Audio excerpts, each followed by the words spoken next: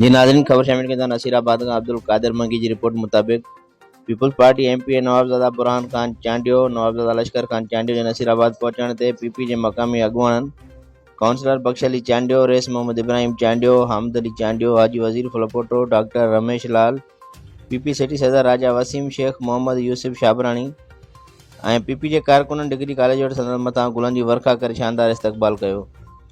नवाबज़ादा बुरहान खान चांडियो ऐं नवाबज़ादा लश्कर खान चांडियो शहर जे मुख़्तलिफ़ बिरादरियुनि, टाउन चेयरमैन इंजीनियर मोहम्मद यूसुफ छुटे, पीपी अॻुवान मोहम्मद उमर छुटे सां संदनि चाचे जी वफ़ात ते ताज़ियत कई। शहज़ादे फलोपोटे जे भाउ जी वफ़ात ते ताज़ियत कई, संदनि प्यारनि जे विछोड़े ते रुख जो इज़हार कयो।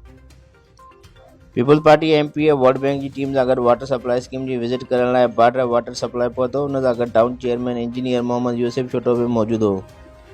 हुन चयो त पीपल्स पार्टी मुल्क जी वाहिद पार्टी आहे जेका अवाम जी ख़िदमत खे ऐन इबादत सम्झंदी आहे। पीपी जो मंशूर आहे अवाम खे रोड, रस्ता, सिहत, रोज़गार फ़राहम करणु।